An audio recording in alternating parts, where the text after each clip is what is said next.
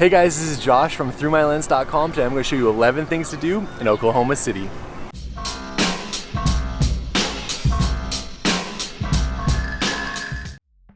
Located basically in the middle of the United States, Oklahoma City is the largest city in the state of Oklahoma.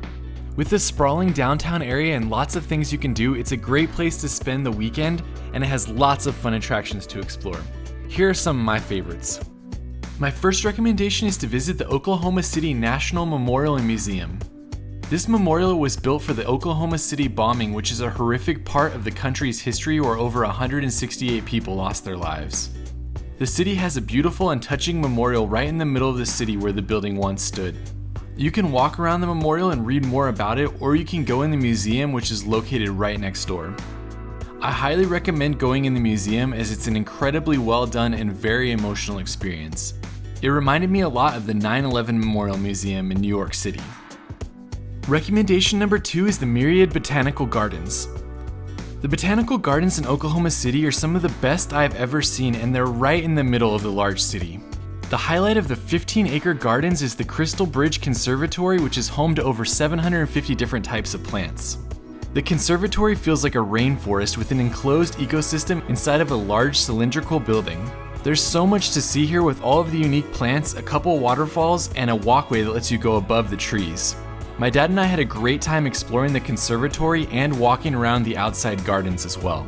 It's a great place to meet friends or take your family in the middle of the city. Recommendation number 3 is to explore Bricktown. Bricktown is the historic downtown area of Oklahoma City, yet it's also where the city's modern revival is happening as well. Bricktown is a beautiful area with a nice walking path along the stream and water taxis to take you to the different restaurants and attractions. There's also a large baseball stadium for a minor league team right in the middle and a fun outdoor beach volleyball area to take advantage of.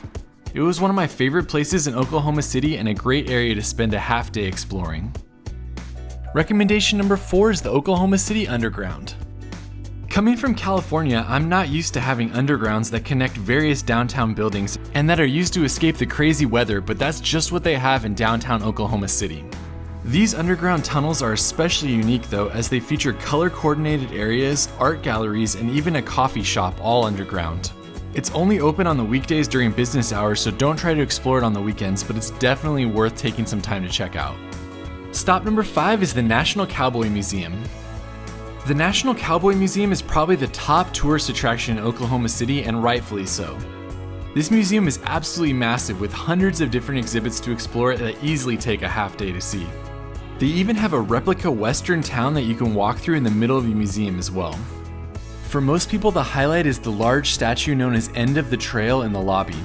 It's massive and it's beautifully presented with an interesting story behind it as well. My dad is a huge cowboy fan and he found the exhibit on the old cowboy movies to be his favorite thing. But even if you don't care much about cowboy history, this is definitely a museum you want to see while you're in the city. My next recommendation is Lake Hefner and the Lighthouse. Lake Hefner is located about 15 minutes north of downtown and has about 17 miles of shoreline with lots of hiking, running, and biking trails. The main highlight for me though is the lighthouse that's right in the middle of the lake's east side. While it was only built in 1999 and the lake actually doesn't need a lighthouse, it's a great spot to check out, photograph, and to relax near the lake. It's easy to get to right next to some of the lake's restaurants, and it's definitely a popular attraction on the lake. Also, if you're a biker, you definitely don't want to miss this area as there's lots of great bike paths with amazing views of the lake. My next recommendation is the Museum of Osteology. When researching this city and the things to do there, I stumbled on this museum and I'm sure glad that I did. While it's about 15 minutes south of the city, it's a crazy little museum which spotlights skeletons and has hundreds of different types of animals. This is not something I'd ever seen before, and it was really fun to walk through the rows of skeletons presented in the different exhibits and to see how they differed and compared to each other. They also had a small exhibit that showed the bugs that they used to clean the bones, and that's pretty unique as well. My next recommendation is to explore some Route 66 attractions. Route 66 runs right through the heart of Oklahoma City, and while there's not as much to see as there is in Tulsa, the city still has a few fun Route 66 attractions. The first thing you want to see is the Milk Bottle Building, which is an iconic spot on Route 66.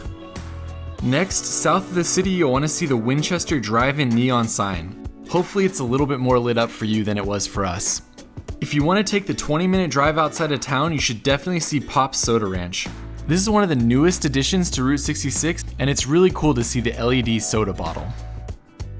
Recommendation number 9 is the Museum of the American Pigeon. If you follow my videos, then you know that I like to include a few unique recommendations, and this is certainly one of them. This museum is entirely dedicated to the pigeon, including the bird's use in wartime efforts and even pigeon racing, which has been a sport for the better part of a century. Sure, it's not for everyone, but maybe somebody out there will be really excited about this recommendation. For my last 3 spots, I wanted to jump into a few food and drink items that Oklahoma City is known for. First up, recommendation number 10 is to get an onion burger at Tucker's. The onion burger is a famous food item that was actually started a few miles outside of Oklahoma City on Route 66. Tucker's is keeping the history alive though with great onion burgers right in the middle of the city. Basically, an onion burger is just a burger where they smash a bunch of onions into the patty when they're cooking it, and I have to say I was a fan when I gave it a try. Food and drink recommendation number 2 is getting a lunchbox at Edna's. The lunchbox is a famous drink I've only ever heard of in Oklahoma City, and it's made at a small bar on the north side of the city. Edna's is the originator of this drink, and it's basically just amaretto, Coors Light, and orange juice.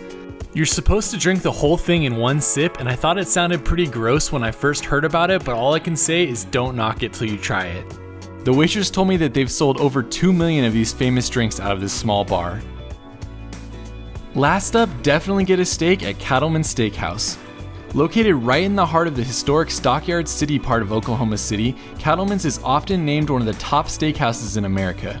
Be prepared to wait as it's pretty much always busy, but no trip to Oklahoma City is complete without a stop at this restaurant from the early 1900s. Try any of their famous steak or get one of the most ordered appetizers, the lamb fries. Look that one up before you order it if you don't know what it is, and let me know what type of steak you recommend in the comments. Thanks so much for exploring Oklahoma City with me. Hopefully you found a new spot to check out next time you're in the area. Let me know if I left off one of your favorites in the comments, and you can go to throughmylens.com for more. We will see you on the next video.